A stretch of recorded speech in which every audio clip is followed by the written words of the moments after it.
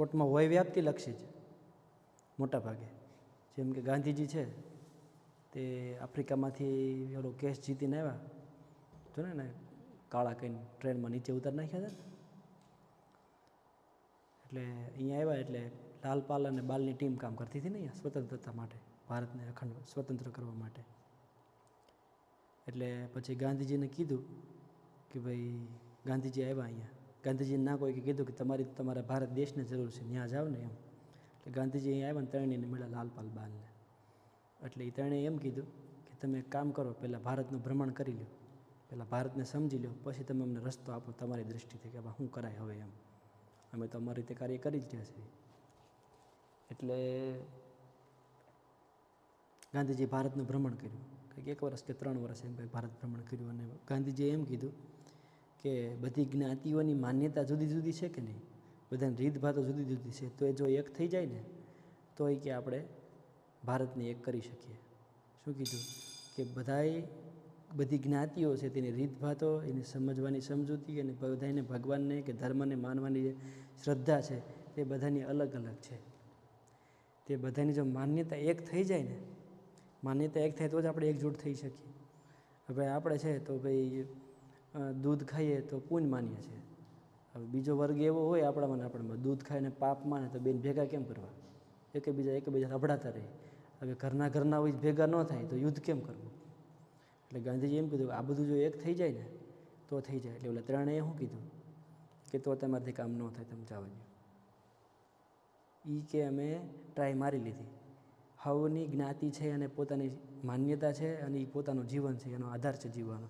એ તમે કોઈ પાસે છીનવી શકો નહીં, તમે કોઈ પાસે જ ન છીનવી શકો. એક જ્ઞાતિનો વર્ગ એવો છે, એ દાણા નાખીને ગાડી લેવી હોય ને તો દાણા નાખે, ગાડી લઉં કે ન લઉં, આજ વાડીએ જાવ કે ન જાવ એના માટે એ દાણા નાખે, આજ ગામત્રે જાવ કે ન જાવ એના માટે દાણા નાખે. એ દાણા એ માતાજીને આધારે કે જે એના ઈષ્ટદેવ હોય એના આધારે એ દાણા નાખીને પછી જોવા જશે ને એ એના આધારે જેનું જીવન જીવે છે, એના તમે વૈજ્ઞાનિક વસ્તુ સમજાવી ન હોય કે ભાઈ એવું કાંઈ ન હોય તો એ તમારાથી આગા ભાગે.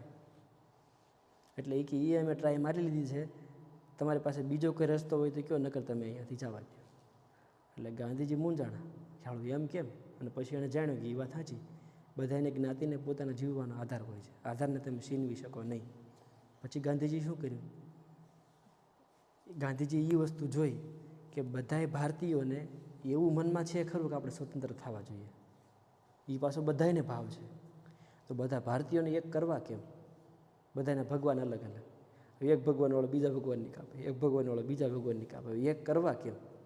એટલે એણે શું કર્યું કે ભાઈ બધા ભારતીયોને એક કરવા માટે બધાની આ ભાવનાને વ્યાપ્તિલક્ષીમાં જોઈ કે બધાની ભાવના તો છે જ સ્વતંત્ર થવાની, અખંડ ભારત કરવાની. તો એણે આ ભારતની જે ભૂમિ છે એને એમ કીધું કે આપણે આ ભૂમિ છે ને એ આપણી માં છે, કારણ કે આપણે એનું દોહન કરીને એમાંથી અન્ન પકાવીએ છીએ, એ કે નીણ પકાવીએ છીએ, તો માલ ખાઈએ છીએ, એમાંથી આપણે દૂધ ખાઈએ છીએ કે ઘી છાશ બધું પણ પકાવીએ છીએ. એટલે કે પૃથ્વી છે એ આપણી માં છે. તો માં છે એના આપણે બધા સંતાનો તો એક જ કહેવાય. તો એણે શું કર્યું? ભારત માતાનું સ્વરૂપ બનાવ્યું, ભારત માતાનું પૂતળું બનાવ્યું, એનું સ્વરૂપ બનાવ્યું અને એમ કીધું કે આપણે આપણી માને મુક્ત કરવાની છે. બધાને એક રીતે તો માના ભગવાન એક થઈ ગયા, ભારતમાં રૂપે એક થઈ ગયા. કે મેલડીમાં કાળિયામાં કહો તો ભેગું ન થાય, રાંદલમાં કહો, ભોળાનાથ કહો, રામ કહો તો કોઈ ભેગું ન થાય, મુસલમાન અલ્લાહ કહો કે ખુદા કહો તો ભેગું થાય જ નહીં, શંકર ભગવાન કહો. પણ શું કીધું કે આ પૃથ્વી છે એ આપણી માં છે, કારણ કે એ આપણને એમાંથી આપણે ખાઈએ છીએ, આપણું જીવન મેળવીએ છીએ, આપણે બધા આશરો લઈએ છીએ. અને આપણી માં છે તેને આપણે વિદ્રોહીઓથી મુક્ત કરવાની છે. એટલે માતાનું પૂતળું બનાવ્યું અને મોટા મોટા નગરોમાં શહેરોમાં એ પૂતળાની સ્થાપના કરી, ફોટા. અને કવિઓ પાસે એવી શૌર્ય ગાથાઓ, જે લેખકોએ શૌર્ય ગાથાઓ લખવાનું કીધું અને કવિઓ હોય અને ગાવાનું કીધું. એટલે ગામડે ગામડે હોય, નાના નાના ક્ષેત્રમાં હોય, શૌર્ય ગાથાઓ ગાવા લાગ્યા ભારતમાંના સ્વરૂપને આધારે કે આપણી ભૂમિને આપણે આઝાદ કરવી જોઈએ. એટલે આખા જે ભારતની પ્રજા હતી ને તેને ભારતમાંનું સ્વરૂપ હાઇલાઇટ કરી અને એમાં આખી પ્રજાને એક વિચારમાં દોરી ગયા. પણ શેના આધારે? આ વ્યાપ્તિલક્ષી દલીલને આધારે કે બધાને વિચાર તો છે જ કે આપણે સ્વતંત્ર થવું છે, પણ બધાને ભેગો કરવો કેમ? તો ગાંધીજીએ વ્યાપ્તિલક્ષી ભાવ જોયો કે બધાનો ભાવ છે. ભારતના ભ્રમણ કરીને એને એ દ્રષ્ટિ દેખાણી, એ છે વ્યાપ્તિલક્ષી દલીલ. સમજે? એટલે વ્યાપ્તિલક્ષી દલીલનો આપણે બધી ઉપયોગ તો કરવો જ પડે. હવે આગળ આપણે પાઠ લઈએ. વિધાનોની સત્યતા અને દલીલોનું પ્રામાણ્ય. આપણે જોયું કે રેડી છે ને આવડો, આપણે જોયું કે દલીલો વિધાનોની બનેલી હોય છે. દલીલ શેની બનેલી હોય કે વિધાનોની બનેલી હોય છે.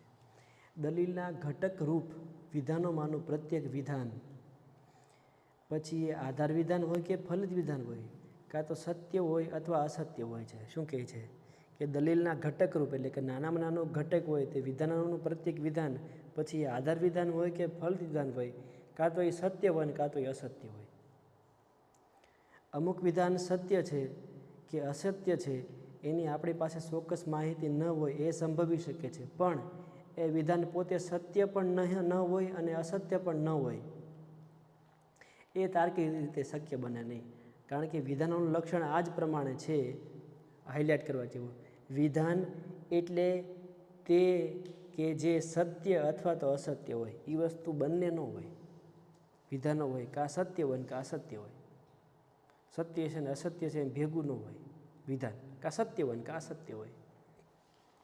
જે વિધાન સત્ય હોય તેનું સત્યતા મૂલ્ય ટ્રુથ એટલે કે ટ્રુથ વેલ્યુ ટી, ટ્રુથ સત્ય, અને જે વિધાન અસત્ય હોય એનું સત્યતા મૂલ્ય એફ, ફોલ્સ.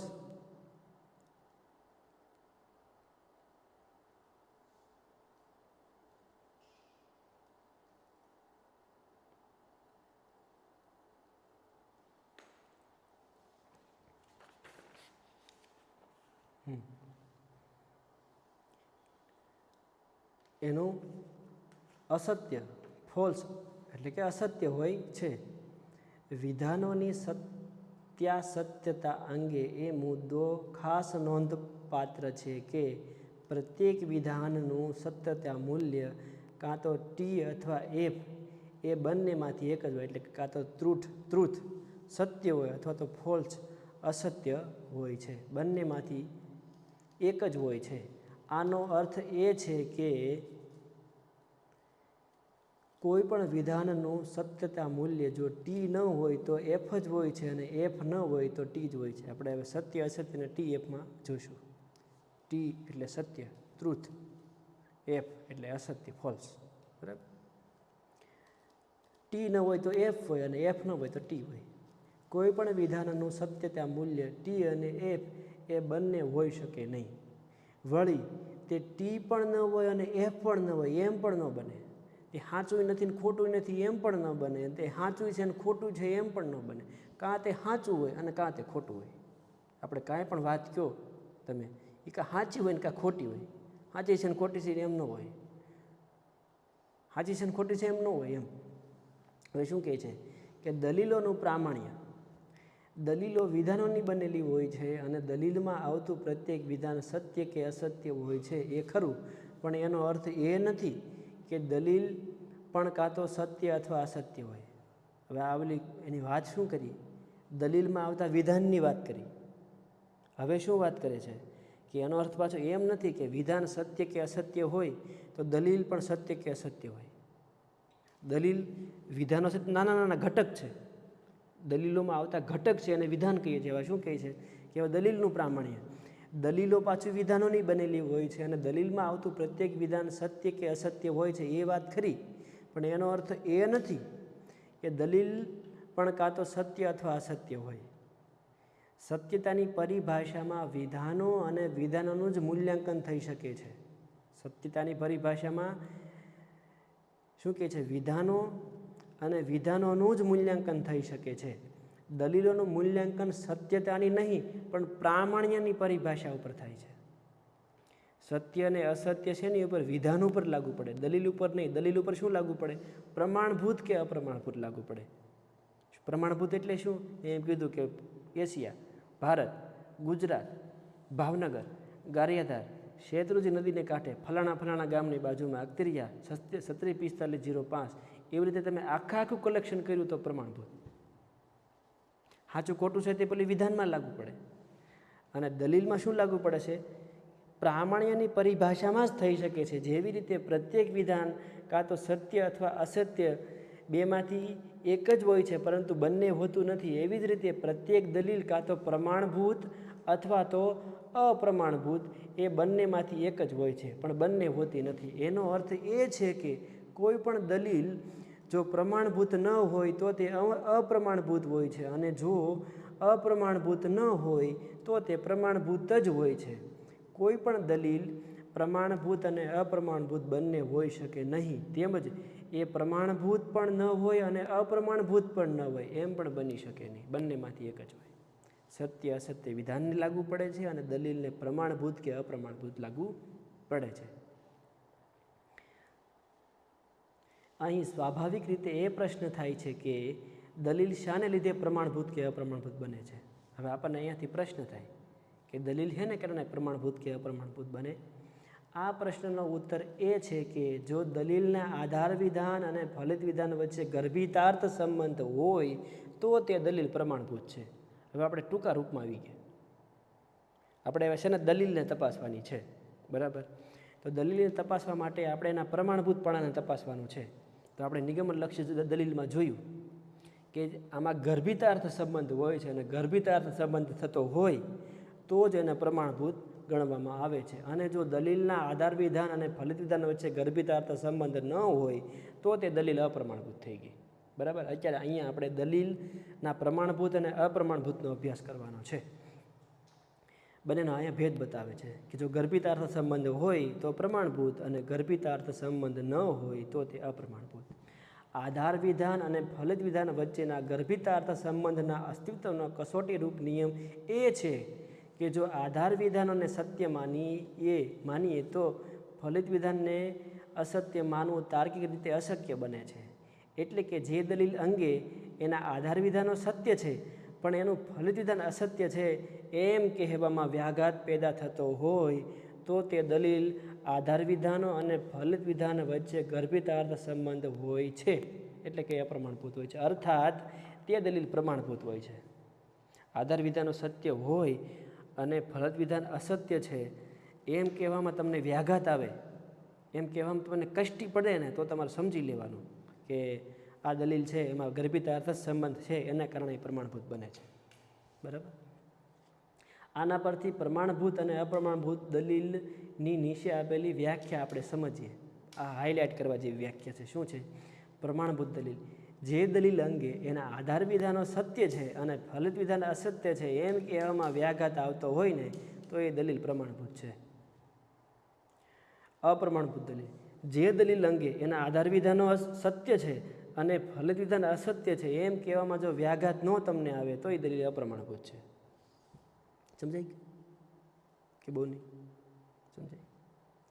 આપણે જોયું કે આધાર વિધાન અને ફલિત વિધાન વચ્ચેના જે સંબંધને લીધે દલીલ પ્રમાણભૂત બને છે, અને એ સંબંધ ગર્ભિતાર્થ સંબંધના અસ્તિત્વની કસોટી માટેનો નિયમ એ છે કે જો આધાર વિધાનને સત્ય માનીએ તો ફલિત વિધાનને અસત્ય માનવું તાર્કિક રીતે અશક્ય જ બને છે. આનો અર્થ એ છે કે પ્રમાણભૂત દલીલની મૂળભૂત લાક્ષણિકતા એ છે કે જો એના આધાર વિધાનને સત્ય હોય તો તેનું ફલિત વિધાન અસત્ય હોઈ શકે જ નહીં, તે સત્ય જ હોય. આધાર વિધાન સત્ય હોય તો પ્રમાણભૂત દલીલની ઉપરની લાક્ષણિકતા પરથી નીચેના અનુમાનો તારવવાનું યોગ્ય નથી. શું યોગ્ય નથી? ઉપરના અનુમાન તારવવાનું. પ્રમાણભૂત દલીલની ઉપરની લાક્ષણિકતા પરથી નીચેના અનુમાનો તારવવાનું યોગ્ય નથી. જો પ્રમાણભૂત દલીલના આધાર વિધાનો અસત્ય હોય, શું કહે છે હવે? આધાર વિધાનો અસત્ય હોય તો એનું ફલિત વિધાન પણ અસત્ય હોય જ છે. એનું ફલિત વિધાન અસત્ય હોય છે. આ માન્યતા સાચી નથી. શું કહે છે કે જો પ્રમાણભૂત દલીલના આધાર વિધાન અસત્ય હોય અને એનું ફલિત વિધાન પણ અસત્ય હોય, એ માન્યતા સાચી નથી. કારણ કે અસત્ય આધાર વિધાન અને સત્ય ફલિત વિધાનવાળી દલીલ પણ પ્રમાણભૂત હોઈ શકે છે. તમે આધાર ખોટો આપ્યો હોય પણ તમે પ્રમાણભૂત રીતે જો આપ્યો હોય તો તે સાચી થઈ શકે છે, પ્રમાણભૂત થઈ શકે છે. સમજાય? અસત્ય આધાર વિધાનવાળી પ્રમાણભૂત દલીલ એવી તો હોય જ છે કે જો એના આધાર વિધાનોને સત્ય માની લઈએ, એના આધાર વિધાનને આપણે સત્ય માની લઈએ. શું કહે છે? માની લેવું. છે એમ નહીં. એના આધાર વિધાનને જો આપણે સત્ય માની લઈએ તો એના ફલિત વિધાનને પણ સત્ય જ માનવું પડે. મેં એમ માની લીધું હોય કે શેષરમમાંથી મગજ મજબૂત થાય છે તો પછી એમાંથી જે ફળ નીકળતું હોય તો એ મારે સત્ય જ માનવું પડે, પણ તે દલીલ એ રૂપમાં રજૂ કરી હોય તો. હવે જે દલીલનું ફલિત વિધાન અસત્ય હોય તે દલીલ પ્રમાણભૂત હોઈ શકે નહીં. આ માન્યતા પણ સાચી નથી. જે દલીલનું ફલિત વિધાન અસત્ય હોય તે દલીલ પ્રમાણભૂત હોઈ શકે નહીં એ માન્યતા પણ સાચી નથી. કારણ કે અસત્ય ફલિત વિધાનવાળી દલીલનું ઓછામાં ઓછું એક આધાર વિધાન અસત્ય હોય તો એ પ્રમાણભૂત હોઈ શકે છે. શું કહે છે કે ખોટું હોય? દલીલનું ફલિત વિધાન અસત્ય હોય તે દલીલ પ્રમાણભૂત હોઈ શકે નહીં. આ માન્યતા સાચી નથી. આપણે એવું ન કહી શકીએ ભાઈ વિધાન છે તે અસત્ય છે તો તે અપ્રમાણભૂત છે, કારણ કે વિધાનને સત્ય અસત્ય લાગુ પડે છે અને દલીલને અપ્રમાણભૂત સાથે લાગુ પડે છે. પહેલાં તમે આધાર વિધાન અસત્ય આપ્યું, દલીલનું ફલિત વિધાન અસત્ય હોય તે દલીલ પ્રમાણભૂત હોઈ શકે નહીં. એ માન્યતા સાચી નથી, કારણ કે અસત્ય ફલિત વિધાનવાળી દલીલનું ઓછામાં ઓછું એક આધાર વિધાન અસત્ય હોય તો તે પ્રમાણભૂત હોઈ શકે છે. અસત્ય ફલિત વિધાનવાળી પ્રમાણભૂત દલીલ એવી તો હોય જ છે કે જો એના આધાર વિધાનોને સત્ય માની લઈએ તો તેના ફલિત વિધાનને સત્ય માનવું જ પડે. આના ઉપરથી આપણને એમ સમજાય કે આને સત્ય અસત્ય આરે લેવા દેવા નથી, અને પ્રમાણભૂત અને અપ્રમાણભૂત આરે લેવા દેવા છે. શું કામ સત્ય અસત્ય લેવા દેવા નથી? આધાર વિધાનોની સત્યતા તપાસવાનું કામ વિજ્ઞાનનું છે, તર્કશાસ્ત્રનું નહીં. સમજાય? આ તમે વિડીયો ફરી વાર જોશો, નો અભ્યાસ કરશો અને વાંચશો ત્યારે તમને વાત ફરી વાર રિપીટ થશે. હવે પ્રમાણભૂત દલીલની ઉપરની લાક્ષણિકતા પરથી નીચેનું અનુમાન તારવવાનું યોગ્ય છે. હાઇલાઇટ કરવા જેવું: જેના આધાર વિધાનો સત્ય હોય અને ફલિત વિધાન અસત્ય હોય એવી કોઈ પણ દલીલ પ્રમાણભૂત હોઈ શકે નહીં. આ માન્યતા સાચી છે, કારણ કે આધાર વિધાનો સત્ય હોવા છતાં ફલિત વિધાન અસત્ય હોય એ સ્થિતિમાં તો કોઈ પણ દલીલ અપ્રમાણભૂત જ ઠરે છે. આ સ્થિતિની અશક્યતા એ જ પ્રમાણભૂત દલીલની લાક્ષણિકતા છે. આ સૂત્રને તમારે ઝાઝી વખત વાંચી અને મગજમાં બેસાડીને સમજી લેવાનું કે આ શું કહેવા માગે છે. કે આધાર વિધાન સત્ય હોય અને ફલિત વિધાન અસત્ય હોય એવી કોઈ પણ દલીલ અપ્રમાણભૂત હોઈ શકે નહીં. આ માન્યતા સાચી છે, કારણ કે આધાર વિધાનો સત્ય હોવા છતાં ફલિત વિધાન અસત્ય હોય એ સ્થિતિમાં તો કોઈ પણ દલીલ અપ્રમાણભૂત જ ઠરે. આ સ્થિતિની અશક્યતા એ જ પ્રમાણભૂત દલીલની લાક્ષણિકતા છે. વિધાનોની સત્યતા અને દલીલના પ્રામાણ્ય વચ્ચેના સંબંધની રજૂઆત સંક્ષેપમાં નીચે મુજબ કરી શકાય છે. આ 4 વસ્તુને આપણે સમજીએ.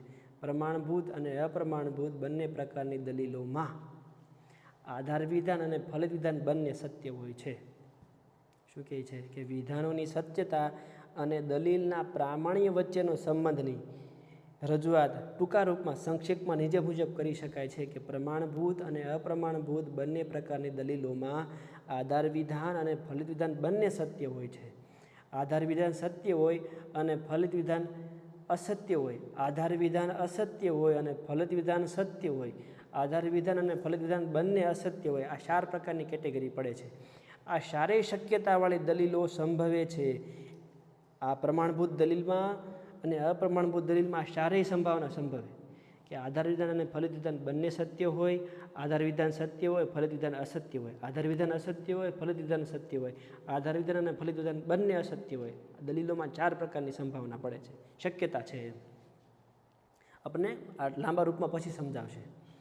આ 4 શક્યતાવાળી દલીલો સંભવે છે. એમાં ફક્ત એક જ અપવાદ છે, અને તે એ છે કે સત્ય આધાર વિધાન અને અસત્ય ફલિત વિધાનવાળી પ્રમાણભૂત દલીલ સંભવતી નથી. સત્ય આધાર વિધાન અને અસત્ય ફલિત વિધાન છે, બીજા નંબરની છે. સત્ય આધાર વિધાન અને અસત્ય ફલિત વિધાન એ સંભવતી નથી. પ્રમાણભૂત અને અપ્રમાણભૂત દલીલના નીચેના દ્રષ્ટાંતો જોવાથી આ મુદ્દાની આપણને સ્પષ્ટતા થશે. અપ્રમાણભૂત દલીલ શું કહે છે કે સત્ય આધાર વિધાનો અને સત્ય ફલિત વિધાનો. સર્વ માણસો મરણશીલ છે, સર્વ પુરુષો માણસો છે, તેથી સર્વ પુરુષો મરણશીલ વ્યક્તિ છે. આ કેવી થઈ ગઈ? અપ્રમાણભૂત દલીલ બતાવે છે. પ્રમાણભૂત દલીલ બતાવે છે કે સર્વ માણસો છે તે મરણશીલ વ્યક્તિ છે. અને સર્વ પુરુષો છે તે માણસો છે. આમાં કેટલા કેટેગરીને લીધી હતી કે પુરુષોને લીધા, સ્ત્રીઓને નથી લીધા. અને તેથી સર્વ પુરુષો છે તે મરણશીલ છે, કારણ કે આમાં ગર્ભિતાર્થ સંબંધ બતાવે એટલે એ પ્રમાણભૂત છે. હવે સત્ય આધાર વિધાન અને અસત્ય ફલિત વિધાન, આમાં એને આગળ જ ના પડે આપણને કે સત્ય આધાર વિધાન હોય તો ફલિત વિધાન ક્યારેય એનું અસત્ય હોઈ શકે જ નહીં. એટલે શું કહે છે, સત્ય આધાર વિધાન અને અસત્ય ફલિત વિધાનવાળી પ્રમાણભૂત દલીલ હોઈ શકે જ નહીં, કારણ કે સત્ય આધાર વિધાન સાથે અસત્ય ફલિત વિધાનની અશક્યતા એ પ્રમાણભૂત દલીલની લાક્ષણિકતા છે. સત્ય હોય તો સત્ય જ નીકળે, એ આનું મૂળભૂત તો લાક્ષણિકતા છે એની. શું કહે છે હવે ત્રીજું, અસત્ય આધાર વિધાનો અને સત્ય ફલિત વિધાન. સર્વ મૂડીવાદીઓ સમાજવાદીઓ છે, સર્વ સામ્યવાદીઓ મૂડીવાદીઓ છે, તેથી સર્વ સામ્યવાદીઓ સમાજવાદીઓ છે. શું કહે છે, સર્વ મૂડીવાદીઓ એટલે કે મૂડીવાળા, તે સમાજવાદી છે એટલે કે સમાજમાં રહેવાવાળા, સમાજની ભાવનાઓને એના આધારે જીવવાવાળા છે. તો કે હવે સર્વ જે સામ્યવાદીઓ છે તે મૂડીવાદીઓ છે અને સર્વ સામ્યવાદીઓ તેથી સમાજવાદીઓ છે. અસત્ય આધાર વિધાન, અસત્ય આધાર વિધાન શું કામ કહે છે આ? જો ભાઈ જોતો, હજી ત્રીજું નીચે કરી. ત્રીજામાં શું કહે છે કે અસત્ય આધાર વિધાન અને સત્ય ફલિત વિધાન. એમ શું કામ કહે છે, સર્વ મૂડીવાદીઓ છે તે સમાજવાદીઓ છે. એવું થઈ શકે કે ભાઈ જેટલા પાસે મૂડી હોય તે સર્વ સમાજવાદી હોય, પણ શું કહે છે કે સર્વ સામ્યવાદીઓ છે તે મૂડીવાદીઓ છે. કે બધા સામ્યવાદી હોય કે મૂડીવાદી હોય એવું થોડું, બધા પાસે મૂડી હોય એવું શક્ય નથી. તો એ આધાર વિધાન કેવું થયું, ખોટું થયું, ખોટું થયું ને, અસત્ય થયું. છતાં પણ એનું ફલિત વિધાન સત્ય છે કે સર્વ સામ્યવાદીઓ છે સમાજવાદીઓ છે. સમાનતાનો મત ધરાવનારા માણસો હોય તે સમાજવાદી તો હોય જ છે. જેના મન સ્વભાવની અંદર સામ્યતાનો ભાવ હોય તે લોકો સમાજવાદીઓ તો હોય છે. એ ફલિત વિધાન સત્ય થયું, ભલે એનું આધાર વિધાન અસત્ય થયું. બરાબર. અસત્ય આધાર વિધાન અને અસત્ય ફલિત વિધાન. સર્વ પશુઓ પક્ષીઓ છે. અસત્ય આધાર વિધાન, સર્વ પશુઓ કે પક્ષી થોડા હોય, પણ છતાંય આ પ્રમાણભૂત છે. સર્વ જંતુઓ પશુઓ છે અને તેથી સર્વ જંતુઓ પંખીઓ છે. શું છે, સર્વ એ છે તે બી છે અને સર્વ સી છે તે એ છે, તેથી લઈ અને સર્વ છી છે તે એ બને છે. આપણે આગળ ઉપર જોયું હતું ને, ઈવડી વસ્તુ છે. હવે અપ્રમાણભૂત દલીલો આપણે ફરી વખત આપણે જોઈ લઈએ આ પુસ્તકમાં. એ રહેવા દે ચોથી દલીલ, પાના નંબર આપણે આ જોયું હતું ને કે સર્વ એચ છે તે કે છે, એચ છે તે કે છે, સર્વ એચ છે તે એચ છે અને તેથી એચ છે તે કે છે. આ જે દલીલો છે તે આ રૂપમાં રજૂ થયેલી, આ રૂપમાં રજૂ થયેલી હોવાને કારણે આને પ્રમાણભૂત માનવામાં આવે છે. હવે અપ્રમાણભૂત દલીલો, સત્ય આધાર વિધાનો અને સત્ય ફલિત વિધાનો. સર્વ માણસો છે તે મરણશીલ છે. જો આ સૂત્રમાં સેટ ન થતી હોય, સર્વ માણસો છે તે મરણશીલ છે, સર્વ પુરુષો છે તે મરણશીલ છે, સર્વ પુરુષો છે તે માણસો છે. જો એચને સ્થાને તમે શું મૂકો આમાં, માણસો, અને કેને સ્થાને શું મૂકો, મરણશીલ. પછી એચને સ્થાને શું મૂકો, તમે પુરુષો મૂકો, અને મરણશીલને સ્થાને અહીંયા આપણે કે મૂક્યો છે તો અહીંયા પાછું તમે કે મૂકો તો પછી એમાં ગર્ભિતાર્થ સંબંધ ન થાય. જો તમે આ સૂત્રમાં સેટ કરો, સર્વ માણસો મરણશીલ છે, એસને સ્થાને એસ અને કે છે, પછી એચ અને પાછો એણે કે કીધું છે, તો બંને વસ્તુનો ગર્ભિતાર્થ સંબંધ ન થયો એમાં.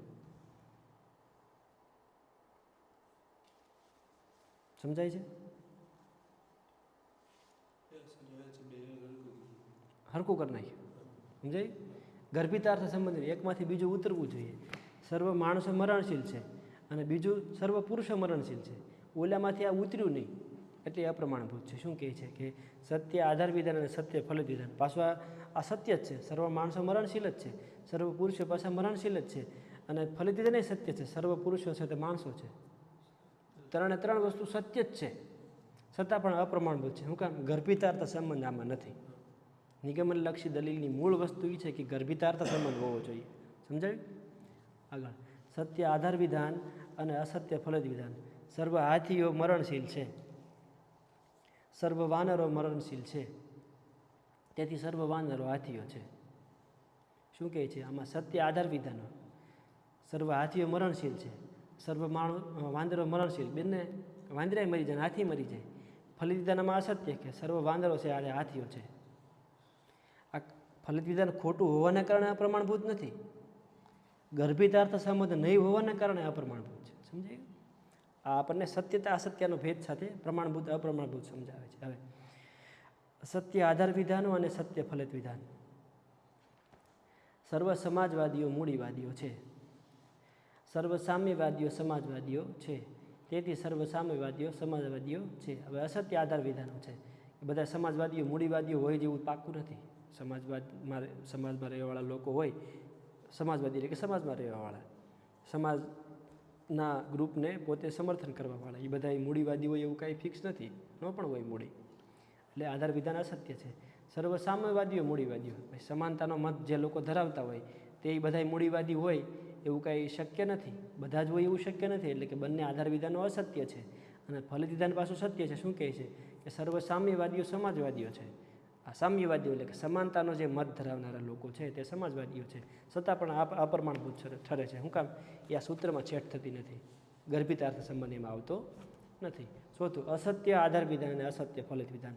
સર્વ પક્ષીઓ પશુઓ છે, સર્વ જંતુઓ પશુઓ છે, તેથી સર્વ જંતુઓ પક્ષીઓ છે. એ પણ આ સૂત્રમાં સેટ થતું નથી, એટલે આ પ્રમાણભૂત છે. હવે પ્રમાણભૂત દલીલોના વિભાગ અમાં આપણે ઉદાહરણો નિરીક્ષણ કરતાં એ સ્પષ્ટ થઈ શકે એમાંના પ્રત્યેક દલીલનું રૂપ નીચે મુજબનું છે. જો ઉપરનું જે છે ને પ્રમાણભૂત દલીલ તે આ સૂત્રમાં સેટ થઈ જાય છે. સર્વ એ છે તે બી છે, સર્વ સી છે તે એ છે, અને તેથી સર્વ સી છે તે બી છે. તમારા ઉપરના સૂત્રો જે છે દલીલો તેના આમાં તમારે સેટ કરી લેવાના, એટલે દલીલ પ્રમાણભૂત જ ઠરે, કારણ કે એમાં ગર્ભિતાર્થ સંબંધ બતાવ્યો છે. હવે ઉપરના રૂપોમાં 3 પદો માટેની ખાલી જગ્યાઓને અનુક્રમે એ બી સી એ પ્રતીકો દ્વારા દર્શાવેલી છે. પ્રત્યેક ખાલી જગ્યા માટે અલગ અલગ પદો પસંદ કરીને એમાંના પ્રત્યેકના ઉપરના રૂપમાં દર્શાવ્યા પ્રમાણે 2 વાર ઉલ્લેખ કરવામાં આવે એટલે આપણને એ રૂપમાં રજૂ થયેલી દલીલ મળે. ઉદાહરણ તરીકે એને સ્થાને ગુજરાતી, બીને સ્થાને ભારતીય, સીને સ્થાને અમદાવાદી પદ મૂકીને એમને ઉપરના રૂપ મુજબ ગોઠવવામાં આવે તો આ નીચે પ્રમાણે આપણને દલીલ મળે. શું કહે છે કે એને સ્થાને તમે ગુજરાતી મૂકો, બીને સ્થાને ભારતીય મૂકો અને સીને સ્થાને તમે અમદાવાદીઓ મૂકો તો પાછું એને સ્થાને ગુજરાતી આવે અને સીને સ્થાને અમદાવાદી આવી અને બીને સ્થાને ભારતીય આવી જાય. ઉપરની આખી દલીલ છે, પ્રમાણભૂતની જે રીત તે આપણને આવી રીતે સેટ થઈ જાય, સમજાય જાય. અહીં એ મુદ્દો ખાસ નોંધપાત્ર છે કે દલીલના પ્રામાણ્ય એટલે કે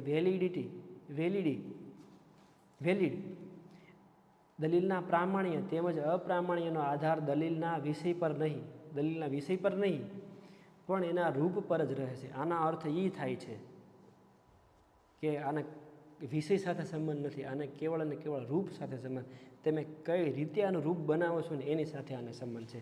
પ્રમાણભૂતને કે અપ્રમાણભૂતને. કારણ કે આધાર વિધાન અને ફલિત વિધાન વચ્ચેનો ગર્ભિતાર્થ સંબંધ કે જેની હાજરીને લીધે દલીલ પ્રમાણભૂત અને ગેરહાજરીને લીધે અપ્રમાણભૂત બને છે. શેને લીધે? ગર્ભિતાર્થ સંબંધને લીધે. રૂપલક્ષી સંબંધ, કારણ કે આધાર વિધાન અને ફલિત વિધાન વચ્ચેના ગર્ભિતાર્થ સંબંધ કે જેની હાજરીને લીધે પ્રમાણભૂત અને ગેરહાજરીને લીધે અપ્રમાણભૂત બને છે. રૂપલક્ષી સંબંધ છે એટલે કે દલીલના રૂપને જોઈને જ, શું કહે છે, દલીલના રૂપને જ જોઈને જ એના આધાર વિધાન અને ફલિત વિધાન વચ્ચે ગર્ભિતાર્થ સંબંધ છે કે કેમ એનો નિર્ણય લઈ શકાય છે. હવે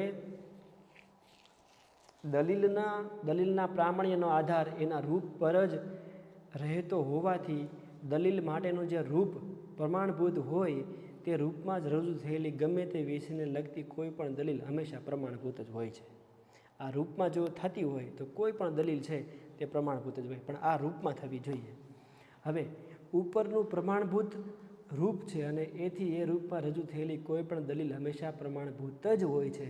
એ જ રીતે દલીલ માટેના અપ્રમાણભૂત રૂપમાં રજૂ થયેલી કોઈ પણ વિષયને લગતી ગમે તે દલીલ હંમેશા અપ્રમાણભૂત જ હોય છે. અપ્રમાણભૂત દલીલના વિભાગ બ માં આપેલા ઉદાહરણોનું નિરીક્ષણ કરતાં એ સ્પષ્ટ થશે કે એમાંના પ્રત્યેકનું રૂપ નીચે મુજબનું બને છે. શું બને છે? એ છે તે બી છે, સી છે તે બી છે, અને તેથી સી છે તે એ છે. આ અપ્રમાણભૂત થઈ જાય છે. આ રીતે તમે બનો વિભાગ જે છે દલીલોનો તે આ રૂપમાં સેટ કરો એટલે તમે આ અપ્રમાણભૂત જ મળે. શું કહે છે કે આમ દલીલનું ઉપરનું રૂપ અપ્રમાણભૂત છે. આના પરથી એ સ્પષ્ટ થવું ઘટે કે કોઈ પણ દલીલ અપ્રમાણભૂત છે એમ કહેવાનો અર્થ જ એ છે કે એ દલીલ અપ્રમાણભૂત રૂપમાં રજૂ થયેલી છે. કેવી રીતે? એનું રૂપ છે તે અપ્રમાણભૂત છે, વેલિડ નથી. એ જ રીતે કોઈ પણ દલીલ પ્રમાણભૂત છે એમ કહેવાનો અર્થ એ જ છે કે દલીલ પ્રમાણભૂત રૂપમાં રજૂ થયેલ છે. દલીલનું પ્રામાણ્ય એના રૂપ પર જ અવલંબતું હોવાથી કોઈ પણ દલીલના પ્રામાણ્યની તપાસ કરતી વખતે તર્કશાસ્ત્રી દલીલના વિષયને સંપૂર્ણપણે અવગણીને કેવળ ને કેવળ દલીલના રૂપ પર જ ધ્યાન કેન્દ્રિત કરે છે. આમ તર્કશાસ્ત્રમાં થતો દલીલના પ્રામાણ્યનો અભ્યાસ કેવળ અને કેવળ રૂપલક્ષી હોય છે. દલીલ માટેના પ્રમાણભૂત અને અપ્રમાણભૂત રૂપો વચ્ચેનો ભેદ સ્પષ્ટ કરનારી પદ્ધતિઓ આપવી એ દલીલના રૂપલક્ષી શાસ્ત્ર તરીકે તર્કશાસ્ત્રનું મુખ્ય કાર્ય છે. શું? પ્રમાણભૂત દલીલની પદ્ધતિઓને અપ્રમાણભૂત અને પ્રમાણભૂતને ભેદને સ્પષ્ટ કરીને પદ્ધતિ આપણને આપી. અહીંયા 1.5નો ભાગ પૂરો થાય છે. ફરી વખત કીધું ને, અત્યારે પણ હું કહું છું કે આ આપણને પહેલો પાર્ટ છે તે ટૂંકમાં સમજાવે છે અને બીજા પાર્ટથી આપણને આની માઇન્ડ પ્રોસેસ કરાવે છે. આપણે ટૂંકા રૂપમાં આને જે કહેવાનું છે તે કહી જ દે છે, પણ પછી આ કેવી રીતે આપણે જીવનમાં લાવી શકીએ એનો આપણને રસ્તો બતાવે છે આગળ પછીમાં. હવે તર્કશાસ્ત્રની જે ઉપયોગિતા છે તેની વિશે વાત કરી છે. વિચારવું એ માણસની સાહજિક અને નૈસર્ગિક શક્તિ છે.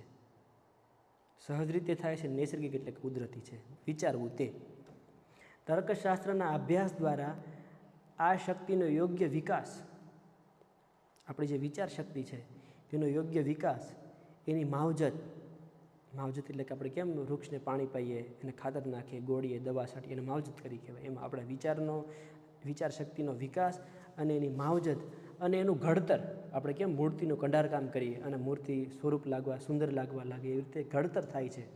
શું કહે છે કે તર્કશાસ્ત્રના અભ્યાસ દ્વારા આ શક્તિનો વિચારની જે માનવમાં રહેલી સાહજિક અને નૈસર્ગિક શક્તિ છે તે તર્કશાસ્ત્રના અભ્યાસ દ્વારા આ શક્તિનો યોગ્ય વિકાસ, માવજત અને ઘડતર થાય છે. કારણ કે તર્કશાસ્ત્ર પ્રમાણભૂત વિચારણાના સિદ્ધાંતો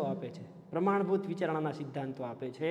તર્કશાસ્ત્રના અભ્યાસની ઉપયોગિતા નીચેના મુદ્દાઓ દ્વારા સ્પષ્ટ કરી શકાય છે કે માનવી વિચારશીલ પ્રાણી હોવાથી વિચારવાની શક્તિ તો એનામાં કુદરતી રીતે જ રહેલી છે. એટલે કે તર્કશાસ્ત્રના અભ્યાસ વિના પણ માનવી વિચારી તો શકે જ છે. તર્કશાસ્ત્ર વગર આપણે વિચારી તો શકીએ જ છીએ, પરંતુ તર્કશાસ્ત્રના અભ્યાસ અને તાલીમથી, શું કહે છે? તાલીમ કહે છે. આપણે કેમ વાંદરાને પઢાવીએ, પોપટને પઢાવીએ, હાથીને પઢાવીએ, તાલીમ, આ વિચારને તાલીમ આપવી પડે. શું કહે છે? પરંતુ તર્કશાસ્ત્રના અભ્યાસ અને તાલીમથી માણસ પોતાની વિચારણા માટેની શક્તિનો વધુ વ્યવસ્થિત રીતે ઉપયોગ કરી શકે છે. માનવીની વિચારણામાં દોષ હોવાનો સંભવ છે. આ વાત સમજાણી? આપણી જે વિચારણા છે તેમાં દોષ હોય છે. શું કહે છે કે માનવીની વિચારણામાં દોષ હોવાનો સંભવ છે. વિચારણાના દોષ નિવારણ માટે પ્રમાણભૂત વિચારણાના સિદ્ધાંતોનું જ્ઞાન ખૂબ મદદરૂપ થઈ પડે છે. પ્રમાણભૂત વિચારણાના સિદ્ધાંતો જે છે પ્રમાણભૂત, એ આપણને ખૂબ જ મદદરૂપ થઈ પડે છે. પરિણામે તર્કશાસ્ત્રનો અભ્યાસી પોતાના તેમજ અન્યના, શું કહે છે કે તર્કશાસ્ત્રનો અભ્યાસી પોતાના તેમજ અન્યના તર્ક દોષ શોધી શકે છે. તર્કમાં જે દોષ રહેલા હોય ને તે શોધી શકે છે. તમે કીધું કે શેષમાંથી મગજ મેં કેમ એને શોધી કાઢ્યું, એમ પોતાના તેમજ અન્યના તર્ક દોષને શોધી શકે છે. વિચારણા અને દલીલની ચકાસણી કરી શકે છે. પોતાના મુદ્દાને સ્પષ્ટ રીતે રજૂઆત કરી શકે છે. તમારે જે કહેવું છે, તમે જે સમજ્યા છો એને સ્પષ્ટ રીતે રજૂ કરી શકે છે. અન્ય માણસો પાસે સરળતાથી સ્વીકારાવી પણ શકે છે. હું મારી વાત તમારી પાસે સ્વીકારાવી પણ શકું છું. એના આધારે તો કે આ તર્કશાસ્ત્રને આધારે. બીજું, દરેક વિજ્ઞાનમાં પોતાના વિષયને લગતી વિચારણા કે દલીલો થતી હોય છે અને આ વિચારણા કે દલીલોનું મૂલ્યાંકન તર્કશાસ્ત્રની પદ્ધતિઓ અને સિદ્ધાંતો દ્વારા વધુ સુદૃઢ બને છે. શું કહે છે કે દરેક વિજ્ઞાનમાં પોતાના વિષયને લગતી વિચારણા કે દલીલો થતી જ હોય છે. વિચારણા નૈસર્ગિક છે, કુદરતી છે, સહજ રીતે થાય છે. છતાં પણ આજે વિજ્ઞાનમાં પોતાના વિષયને લગતી વિચારો કે દલીલો તો થતી જ હોય, ભલે આપણામાં સહજ રીતે થતી હોય પણ અને આ વિચારણા કે દલીલોનું મૂલ્યાંકન તર્કશાસ્ત્રની પદ્ધતિઓ છે. તર્કશાસ્ત્રના આપણે પદ્ધતિઓ અને સિદ્ધાંતોને વધુ સુદૃઢ વધુ મજબૂત બનાવે છે. આથી તર્કશાસ્ત્રને વિજ્ઞાનોનું વિજ્ઞાન કહેવામાં આવે છે. બોલો, આ વિજ્ઞાનને વ્યવસ્થિત કરે છે, કારણ કે વિજ્ઞાનમાં તમારે વિચારવું પડે, સિદ્ધાંતોને તારવવા પડે, પણ વિચારણામાં દોષ રહેલો હોય છે તર્કનો. તો તર્કનો દોષ રહેલો હોય તો તર્કશાસ્ત્ર હરખું કરી દે. તેથી લઈ આના શું કહે છે કે દરેક વિજ્ઞાનમાં પોતાના વિષયને લગતી વિચારણા કે દલીલો થતી હોય છે. એને કારણે વિચારણા કે દલીલોનું મૂલ્યાંકન તર્કશાસ્ત્રની પદ્ધતિઓ અને સિદ્ધાંતો દ્વારા વધુ સુદૃઢ બને છે. આને કારણે તર્કશાસ્ત્રને વિજ્ઞાનોનું વિજ્ઞાન કહેવામાં આવે છે. આ વિજ્ઞાનને પણ વિજ્ઞાન રીતે વ્યવસ્થિત કરે છે. કોઈપણ વિજ્ઞાનનો વૈજ્ઞાનિક અભ્યાસ કરતી વખતે પણ તર્કશાસ્ત્રનું જ્ઞાન ખૂબ ઉપકારક થઈ પડે છે, કારણ કે તર્કશાસ્ત્રમાં વૈજ્ઞાનિક વિચારણાનો પદ્ધતિસરનો અભ્યાસ કરવામાં આવે છે. શું કહે છે કે આમાં વૈજ્ઞાનિક વિચારણાનો પદ્ધતિસરનો અભ્યાસ કરવામાં આવે છે. હવે ચોથું, તર્કશાસ્ત્રના અભ્યાસમાં બુદ્ધિનો અનિવાર્યપણે ઉપયોગ થતો હોવાથી તર્કશાસ્ત્રના અભ્યાસમાં બુદ્ધિનો અનિવાર્યપણે ઉપયોગ થતો હોવાથી તર્કશાસ્ત્રના અભ્યાસ દ્વારા માનવીનું જીવન બુદ્ધિપ્રધાન બને છે. તમારું જીવન કેવું બને? બુદ્ધિપ્રધાન બને છે. અને બુદ્ધિશીલ માણસ પોતાની લાગણીઓ ઉપર નિયમન રાખી શકે છે, જેના કારણે જીવનના દુઃખ હળવા થઈ જાય. બોલો, તર્કશાસ્ત્ર છે તમારા જીવનના દુઃખોને હળવા બનાવે છે. પાંચમો, સ્વસ્થ અને સહજ જીવન એ આજની તાતી જરૂરિયાત છે. આપણે બાકી જીવનમાં તે પામવાનું શું છે? સ્વચ્છ અને સ્વસ્થ જીવન, સહજ જીવન. શું કહે છે કે ભાઈ સ્વસ્થ અને સહજ જીવન એ આજની તાતી જરૂરિયાત છે. આ માટે વિદ્યાર્થીઓમાં જીવન અંગેની વૈચારિક સ્પષ્ટતા, તમારે વિચારવાની સ્પષ્ટતા અત્યંત જરૂરી છે. તમે વિચારો છો તે સ્પષ્ટ હોવો જોઈએ, એ અત્યંત જરૂરી છે, જેની તાલીમ આપણને તર્કશાસ્ત્ર દ્વારા મળે છે. આમ તર્કશાસ્ત્ર વિદ્યાર્થીઓ માટે જીવનમાં ઉપયોગી છે. ઉપર તર્કશાસ્ત્રનો ઉપયોગ તત્વજ્ઞાન, ગણિત, કમ્પ્યુટર સાયન્સ, સમાજ વિજ્ઞાન, સાહિત્ય, વિવેચન વગેરે વિદ્યા શાખાઓમાં થાય છે.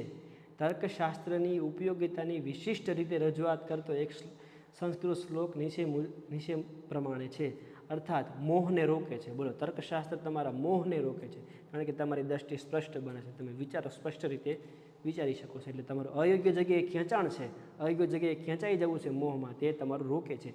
બુદ્ધિને તમારી શુદ્ધ કરે છે, કારણ કે તમે સત્ય જ્ઞાનને જોઈ શકો છો. શિષ્ટ અને સ્પષ્ટ ભાષાના ઉપયોગની શક્તિ આપે છે. શિસ્ત એટલે કે વ્યવસ્થિત, એક વિવેકવાળી અને સ્પષ્ટ ભાષાના ઉપયોગની શક્તિ આપે છે. બીજા શાસ્ત્રોનો સુંદર રીતે અભ્યાસ કરવાની પાત્રતા આપે. બોલો, તમે ગીતા, ભાગવત, રામાયણ જેવા તમે જે કીધું ને આપણે પહેલાં જ કે ભાઈ જ્યાં લગી આત્મતત્વ ચીન્યો નહીં ત્યાં લગી સાધના સર્વે જૂઠી. શું થયું સ્નાન થકી, શું થયું પૂજા થકી, શું થયું ઘેર રહી દાન દીધે, નરસિંહ મહેતાએ જેના પદમાં કીધું. અને શું કીધું?